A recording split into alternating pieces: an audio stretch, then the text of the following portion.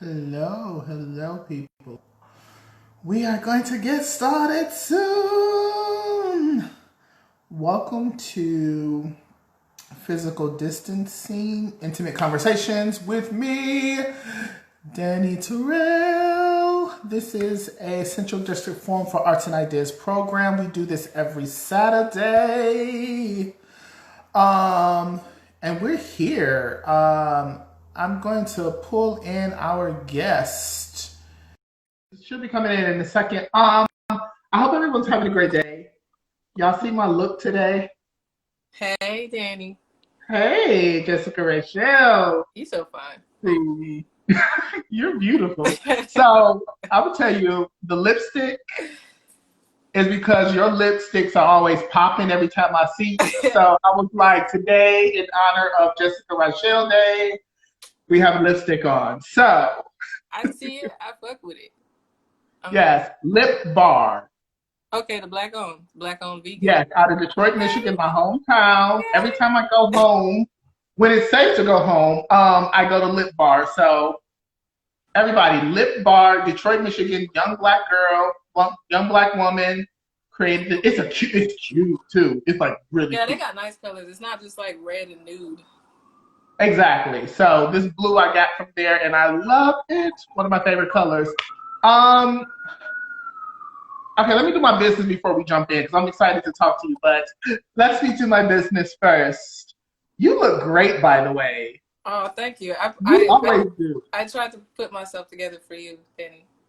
Thank you. This is I try to do the all same thing. this is for you. Ah, I see all that. Yeah. Little side meat for you. I'm seeing, sexy tea. See, I was trying to, I may have to ask you some sexy teas questions then. No, Who knows? it's like zaddy on the top, homebody on the bottom. You know, it's like balance. That's called we in the middle of an apocalypse pandemic. So that's real. That is so real. Hi everybody. Welcome to this. We started these conversations last month. And it was really to address what was happening with Black and brown folks, specifically Black folks from the African diaspora, when this pandemic hit. And what it's turning into is just some really super dope, interesting, beautiful people that I adore and love that I just want to talk to in this platform because I don't get to see them and I can't see them physically. So this is a great way to have our physical distancing conversations and to talk to them. And also ways that you can support folks financially.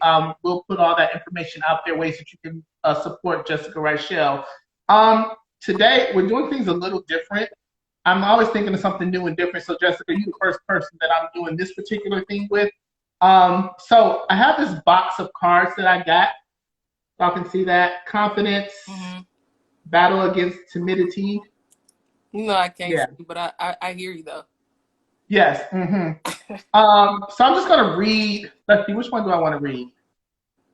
I'm gonna read this one because I read it today to some friends.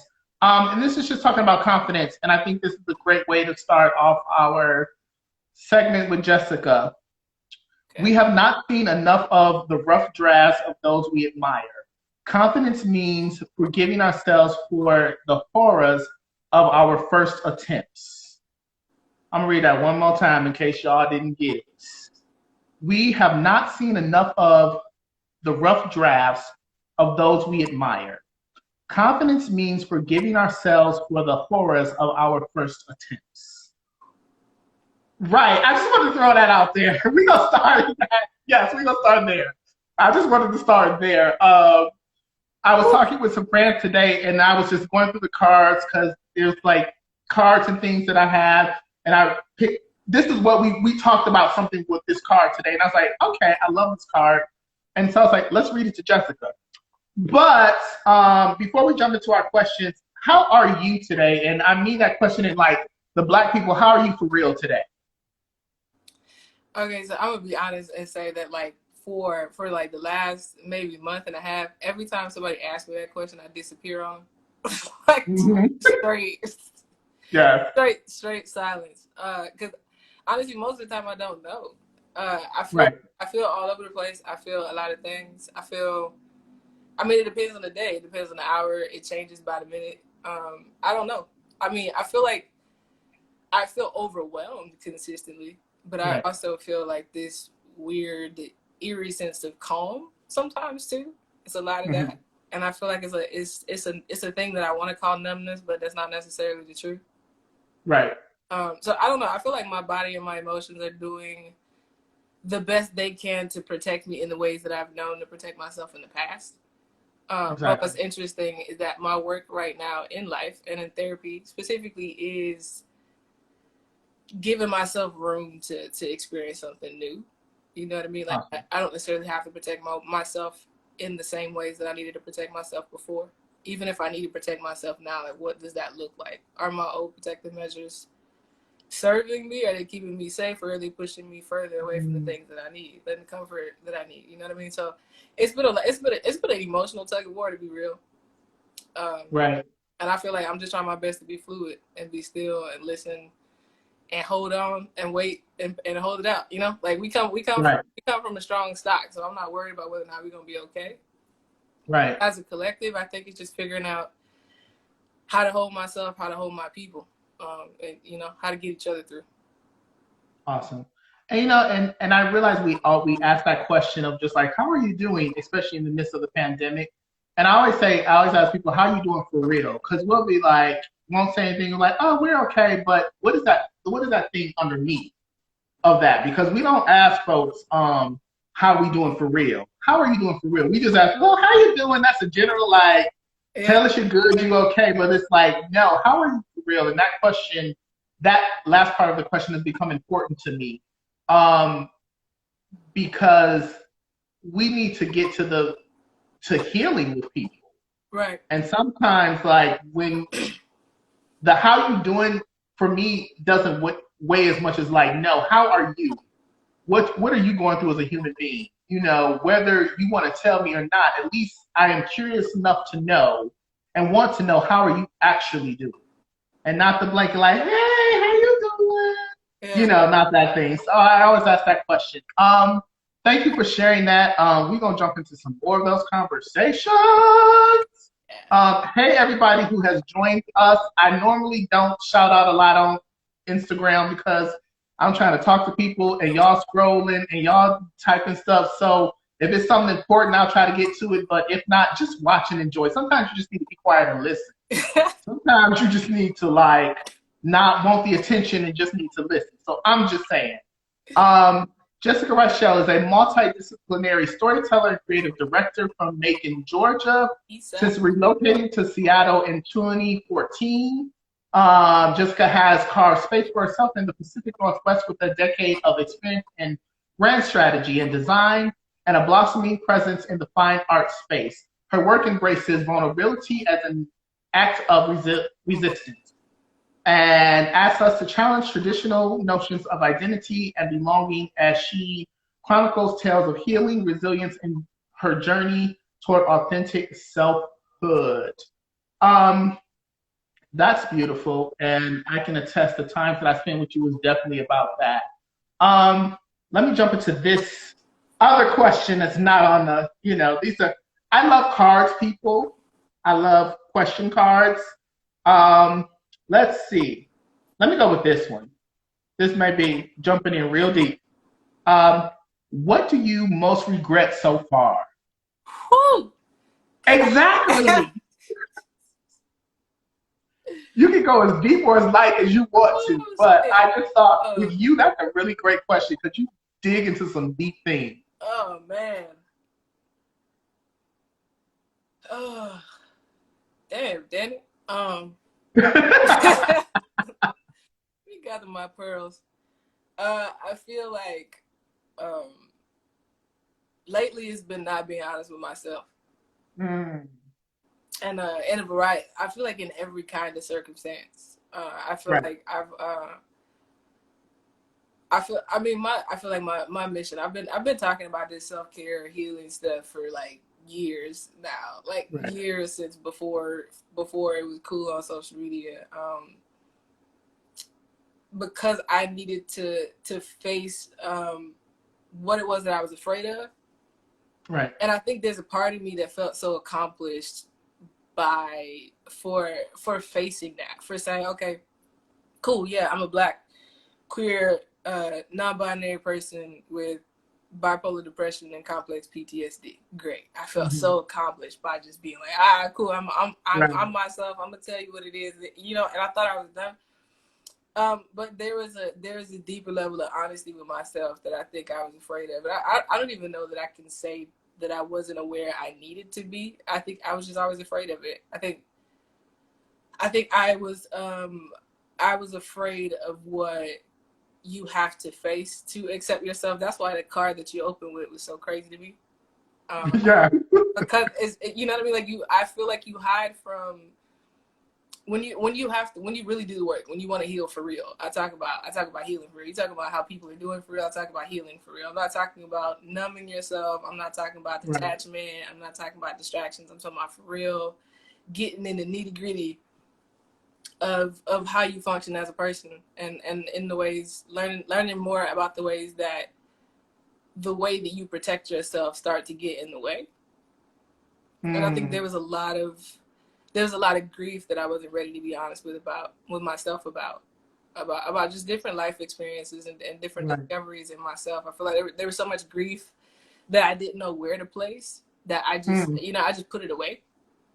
And I felt like I put it away and it was out of sight and out of mind, and I could get to it when I felt like it, or I could get to it when I had the capacity. And you think that just because you're not looking at a thing, you're not dealing with it. Yes. But you're just not aware of the way that it's dealing with you. We're about to go there today. Man, so it's just I'm in this process right now where I'm having to be radically honest with myself about what I felt, what it is that I need, who it is that I am, who it is that I want to be, who I needed to be to survive, and the things that I need to be accountable for prioritizing my own survival. You know, you don't protect and guard yourself at nobody's expense. Sometimes you do it at your expense and everybody's expense. And so it's right now, it's not running away from the reflections, and I think it's making me regret every opportunity that I denied, to be honest with myself before. Like the whole building didn't have to be on fire for me to try and put it out. I could have tried to extinguish the fire in the room, but I just kept moving from room to room, and it followed me, thinking that I was getting away. And by the time I looked up, the whole building was on fire. So I think that is probably the sum of my regret right now. Right. Thank you for that. I will say it's so interesting to hear you say that. The times that we encounter each other in person, I think you're probably one of the most honest people about where you're at that I ever encountered. There are times that you've been like, I'm okay, I'm not okay. Like that's come out of your mouth, and I've appreciated that so much. Because you just did not fake the funk. You were just like, it's a rough day. It ain't, and so. And I've learned a lot from that lesson of having you example that, of just being like, I ain't good today. Or it's a good day, or I'm a good day, or I look good today, or, just that type of thing. So thank you for that honesty. We are in the midst of a lockdown, a pandemic. Have these things that you've been thinking about heightened, or were they already there? Or was it just like, I'm mostly by myself, now I got to really think about this stuff. So is it really like, let me do this self-work that I've been running from? It was already there. It was something that I was starting to approach in my own introspection and in my own stillness. I had started to meditate, find my own ways to meditate, because for whatever reason, I thought meditating meant that I had to sit real still and be real quiet and concentrate on nothing to like meditate. But that's not the case. So I found my own language for meditation, and I spent a lot of time in introspection thinking about that. And so it was already starting to pile up, starting to become more and more and more present. But then, of course, the pandemic happened, and then shit just hit the fan, because it's like I was already in a place where I'm like, okay, well, I got to go through all this ugly shit. I got to go through this wall of mirrors. It's like there's this long tunnel, and it's full of mirrors. Right. And in every mirror, there's a different version of yourself that needed to survive, who did a bunch of things that weren't necessarily wrapped in integrity. and like learning to be accountable and face the things. Like you can't heal by ignoring the things that you've done. You have to face it. And so I was already in that tunnel, and then the pandemic happened, and everything kind of collapsed. And I feel like I was at a point where I was like, oh fuck, like we really got to be still. I didn't have my work to run away to. I didn't have my art to run away to. I had 2 exhibits that had just opened, but I couldn't, like that was also a part of my meditation, is just going to the exhibits that I'm a part of and just sitting with the work. Couldn't do that. Like everything that I looked to, that I learned to use as a way to care for myself was inaccessible all of a sudden. So here I am without digging. It's like I'm dug up all this shit and I don't have anywhere to put it. So I feel like it's felt like I've been suffocating in it in a lot of ways, but I think being the more honest with I am with myself about what it is that I'm feeling, the less intimidated I feel by it. Like I still feel overwhelmed. I feel the energy rise. I feel it fall. I feel it settle. I feel it like rage. I go through the stages of it, but I feel like the more fluid I'm able, the less heavy it is. To hold on to that. So. Wow, thank you for that. Yeah. I'm reading your website and it says storytelling is my superpower. Brand strategy and design, photography, speaking, workshops, framing Blackness, documenting the spectrum of Black identity workshop. What superpowers have you been accessing that you've had to access during this time of the pandemic? Compassion. Ooh, speak on that.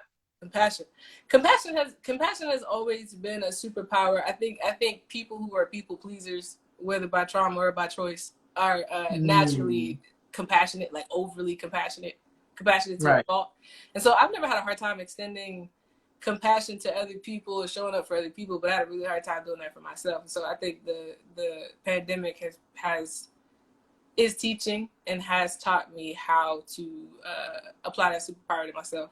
And I think in learning how to turn it on myself, I'm starting to feel how magical it is. You know what I mean? Like it's helping me appreciate my own power and this power that I've so generously extended to other people on a different level, because I can feel it too now. What are the ways that you show compassion to yourself, show love to yourself, show respect to yourself during this time? Right now it's not rushing myself through the feeling. Not blaming myself for learning how not to blame myself for the feeling. If I wake up in this pandemic and I feel like my body doesn't want to get out of the bed, okay, I could check my email from the bed then. I don't punish myself for being like, it's 9 a.m. and I'm still in the bed, or it's whatever. I do what I can and I forgive myself for what I can't do.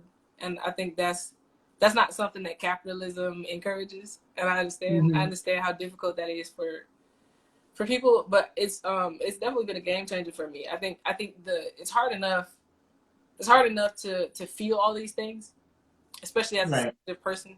I feel like every creative, every artist is hella fucking sensitive.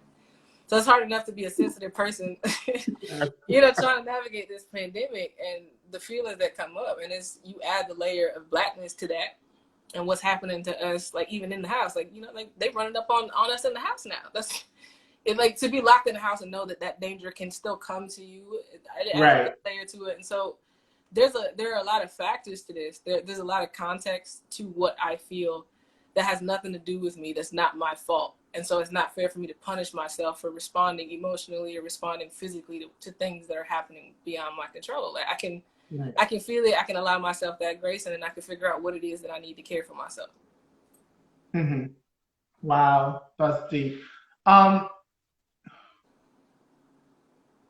You are an artist in so many different ways: storytelling, spoken word, visual arts, photography, your style, the way you dress, like that's art within itself. Where do you see your art moving to after this? And I ask that question because there will be a lot of people creating pandemic art. That's a whole nother conversation, but is that a direction, or is it just like, I'm still here to uplift Black folks through my art? I think my art has always been about us. Mm-hmm. I don't think it's going to become about the pandemic. I think my art has been and always will be about us. Like wherever we're at, where I'm at, like I think I'm more interested in what it is that we have to say, what it is that we feel, and the questions that nobody is asking, that everybody wants to know the answers to. And I think that's where my art is, and that's what my mission is as an artist, to just ask the questions that people don't ask in a way that is rhetorical in a lot of ways. I don't want people to answer the question for me. I want people to answer it for themselves. And so I think it's just assessing what we need as a community, what we feel as a community, and how I feel as a person, as a member of so many different identities, that'll always be what motivates my art. I don't know that, to be honest, I don't know that the pandemic has changed a lot for Black people. Like, we're in the house, but it ain't never been safe out here for us. We've always been the ones to suffer the most, to suffer in the greatest numbers. I think nothing about the pandemic and the way things are happening feels new or unfamiliar to me. Right. So to me, it would be kind of redundant to make all of my art about a thing that's not new for our experience. Why not just focus on our experience, for me personally? Yeah, I think that's an interesting thing. That question of like, how am I doing? And I ask that question, and people ask me that question. The pandemic itself is not the issue. Right. I think we have a certain fear around getting this virus, which is real, but the idea of how we move through the world, I think we're always in a pandemic as Black bodies. Right. As Black queer folks, I mean. Well, let's say that. Yes, let's say that. So yeah, I don't feel any way about the idea of pandemic or being restricted to do things, because we are always being restricted to do things. Where does your freedom lie? Where are you allowing your freedom to come through as you sit with yourself? You're thinking about life. You're on your healing journey that's happened way before this pandemic. Where are you finding points of freedom for yourself?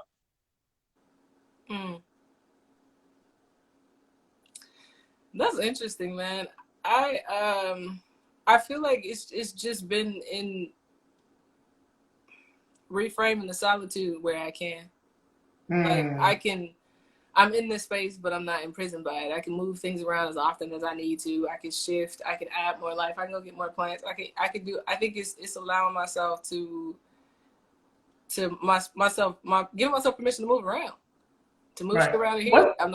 To not feel stuck. I think it is. I think my freedom right now is in not feeling stuck. Like, I already feel all these emotions. I can't allow myself to feel stuck in that, because I think that would be where I lose it. So I think it's finding as much space to move around within the context of sheltering in space as I can, and not feeling bad for the way that I need to do that. I think it's something interesting. We are bodies that are not in prison, in the idea of the legal prison, the United States prison, but people are feeling imprisoned in their own homes. And that brings me like questions of just like, what is it about your home that's not right that your home feels like a prison? Because my home feels like a sanctuary. Exactly. Yeah. I keep it. Yeah. On top of that, like, keep it that way. And I like what you said about finding ways to move around your home. Like, we switched a bunch of rooms, and we're having these multi-space rooms that we can transform into studios and offices. And so my home doesn't feel like a prison. Yes, I feel stuck. And yes, I want to go outside and I want to move in a different space, but I don't feel stuck at my home. What have you been doing to not feel stuck socially? Outside of Zoom and those things. Man, I got Zoom fatigue. I'm not even going to front. The Zoom thing exhausts me because I'm still working, and so all of my thing is virtual. And I'm grateful for that. I feel blessed to be able to continue to work, but I don't want to Zoom more after the Zoom that I'm getting paid for. So that's been difficult. I think I've been playfully reaching out to people. I'm not a great communicator when I'm overwhelmed. Just because of my own personal reasons. I have my own life experiences that I tend to project on people and have a hard time reaching out when I just want to feel connection. So I've allowed myself to make that a lot less serious and just send people memes. Or I've spent a lot more time on Twitter, just interacting with people from my hometown, people from college, people who, you know, I have a bunch of different experiences. I think I've just let myself be more playful and inventive about the ways that I reach out. Sometimes I don't necessarily want to reach out to talk about my personal life experiences or what I'm feeling emotionally. I want to talk about everything except that. I do enough talking about that with myself in the house. I don't want to call people and talk about that too. So I think I've just allowed myself to not feel fake for reaching out, but not wanting the conversations to be deep. Everything in life is deep right now. I think I've just had fun being playful in the social environments like Twitter, Instagram, or just random group chat where I also have like 16 threads with people that are just memes, and we don't really have conversations. We just send memes back and forth. Yes. I love that. Yeah, I think I've just allowed myself to have fun, not being serious. Right. What is the first thing that you want to do, keeping yourself safe once we are able to move a little bit more outside? I want to go to the gym.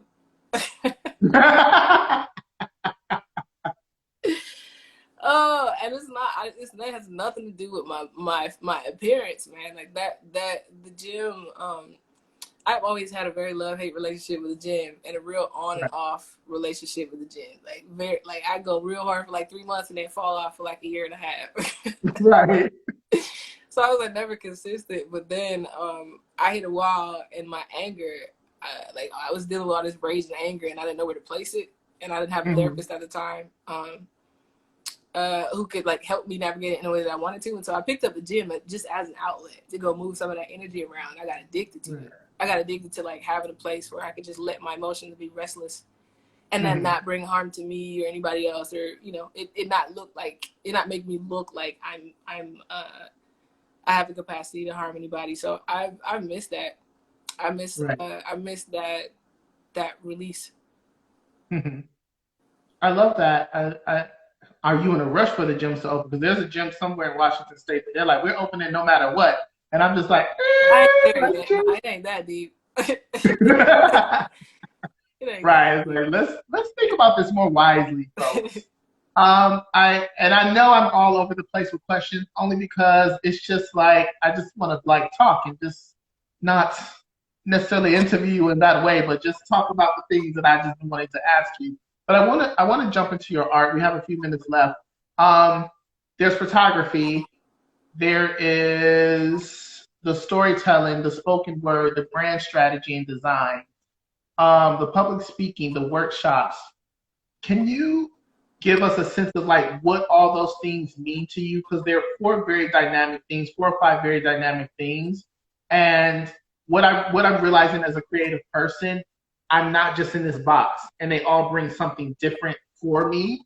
And we do these things so they won't necessarily intertwine with the other things, even though they do. But what is your branding strategy and design give you that maybe your photography doesn't, and so forth and so on? I like to think that I speak.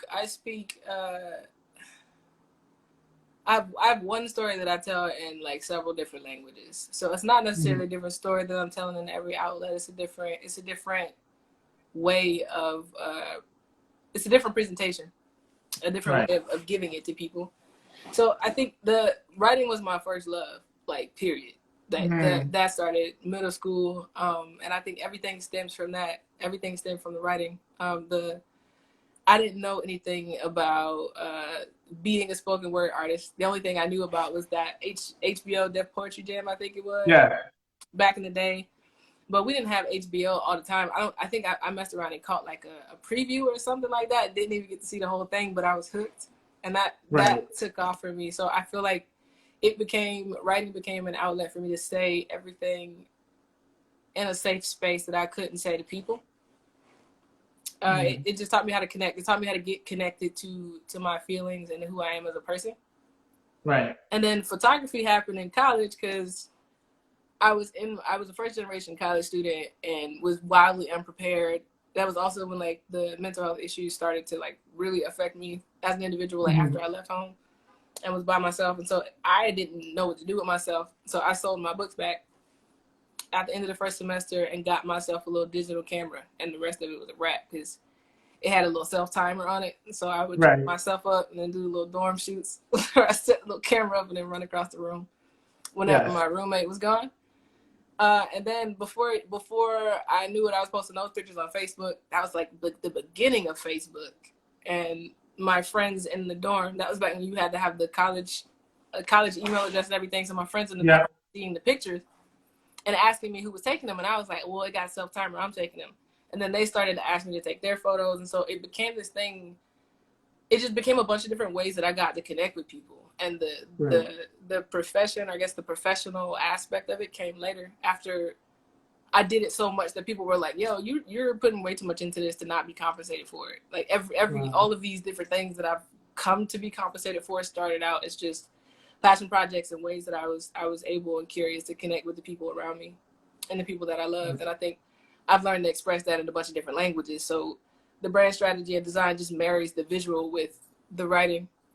Most of what I do as a brand strategist is writing. It's figuring out who the customers are, who the brand wants to be, what it is they're trying to say, and what the best way to say it is to the people they want to reach. It's a writing game that I get to match with visuals that tell the story more robustly. So I feel like it's the core of them all is just connection. And the workshops happen because the brand strategy and the storytelling and the photography were presented in a way that made people want to know more about the stories behind them. So the public speaking kind of came out of that. So it's just they're all very connected to storytelling, which is why I call that my superpower. It's figuring out what the story is that people want to tell for themselves as brands, or figuring out how it is that I want to tell my story to the people and places that I interact with. What can we look forward to next from you, Jessica Rycheal, the artist, that you want to talk about? Next, well, I am actually working. I'm the creative director for Communion Restaurant from Chef Christy Brown, that Brown Girl Cooks, and Damon Bomar. So I have been working with them for several months on the branding for the restaurant, the interior spaces, the whole nine. So that's been an incredible project to work on. So I guess that's technically what's coming next, because I feel like the COVID is going to go away at some point. We're all going to be able to go outside at some point. So that's probably the next thing to experience. But I do have 2 exhibits right now. One is at Paramount. It's the Redefinition 5-year anniversary show, curated by Rycheal with her brilliant Black self. I think that one rolls through December. So I think it'll still be up by the time we get to go outside. The other exhibit is at the Pacific, the Photo Center in the Northwest, and that is the Distinction Juried show with Chris Graves. So I think they have a virtual tour for that one on the Photo Center Northwest page. So those are 3 things that are really active. I've got a couple of personal writing series coming out myself. The Rona has definitely given me more time to invest in that. So I'm looking forward to sharing that. And I'll be performing at a virtual live stream show for Fremont Abbey next month. So details coming soon. And how can we find out all this stuff? Like, are some of your prints for sale, photography? Like, how can people financially support you? Buy shit.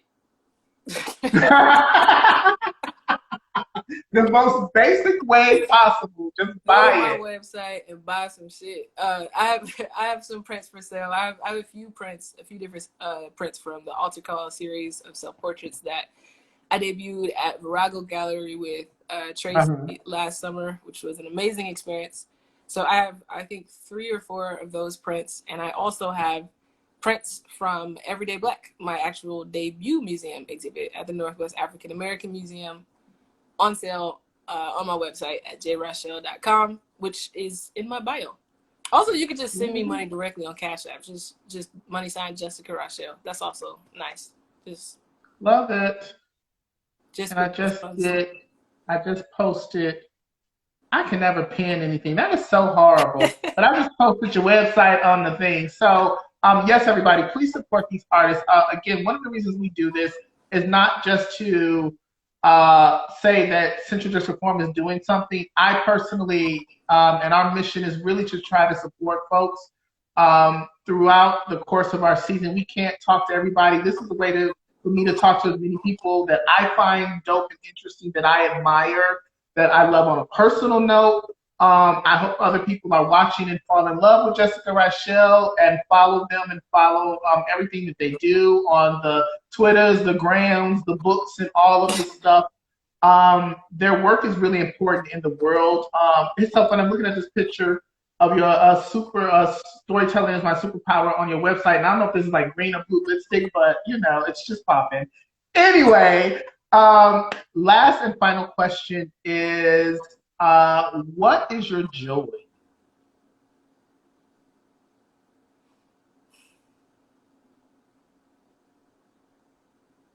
Blackness. Black people.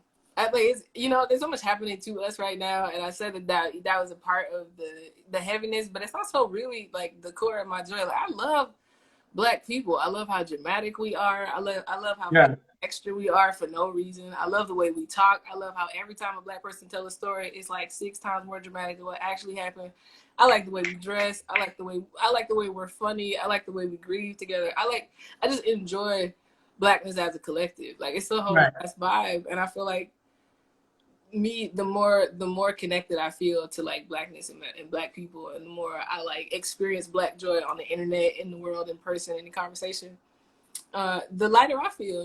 The easier it is for me to keep pushing. Right. Like, I'm inspired by that. I'm inspired by seeing Black people move through the world and be light and like be cool and be swag the fuck out and not even be trying, just effortlessly moving through the world with this grace and dynamism and this power. And I'm inspired by that. I think that's fucking amazing, and that makes me happy. Like, I literally sometimes just be in my car and I'll look to the right and I'll see a Black person, and like their vibe will just like crack me up, and I'll just start smiling and giggling to myself just because I don't know this person. They ain't even looking at me. Right. But just watching the way that they walk down the street just gives me like this incredible amount of joy. So I feel like us, holding on to us. The joy and liberation of Black bodies. That is my mission. That is my goal. I agree with you 100%. It's something about Blackness that I just, all day, all night. Yeah, all day. Everybody else out there, y'all cool. Great job. All year, all day, out here. Right. Thank you, Jessica, for taking this time to talk to me again. Jessica's Rycheal's workshop is JRYCHEAL.com. You can reach out to Jessica through Instagram. What's your Instagram handle? It's somewhere on here. Jessica Rycheal on Instagram and Twitter. Facebook too. Awesome. On everything, on the internet. Jessica Rycheal. Just use their name. That's all you got to do to find them. Support their work. Buy stuff from them. Go to their events. If they have events, please support them. Truly, you are getting a real deal person from Macon, Georgia, who's going to give it to you real. Hey, born and raised, Macon, Georgia, east side by way of Twiggs County. I love it. I love it. You are such a beautiful person. We're going to have to do dinner again real soon. I love you, and I'm glad. I'm going to be real happy when it's safe for us to have dinner together. Yes. Come eat. Yes. I love you. You are such an inspiration. Everybody, we will see you next week with somebody. Who we got next week? I'm saying somebody. I should know this. That is so bad. We got somebody next week. Next week, we are talking to choreographer Vanya C. Bynum. That's it. This is it for our conversation. You have a beautiful rest of your day. I saw Brick on here. Hey, Brick. Hey, that brown girl's cook. Danny, you are a blessing to our community. Okay, I'm about to go. Yes, you are. No tears. I got mascara on. I got a light beat. I don't need to cry all this off. If you don't let that mascara run, let it run, baby. Go on, let it run a little bit. It ain't gonna hurt nobody. I'm about to go cry my quarter. You know how we do it. You know how we do it. All right. Have a great day. I love you. I will talk to you later. Mwah, mwah, I love mwah, you. mwah. Thank you. All right. Bye.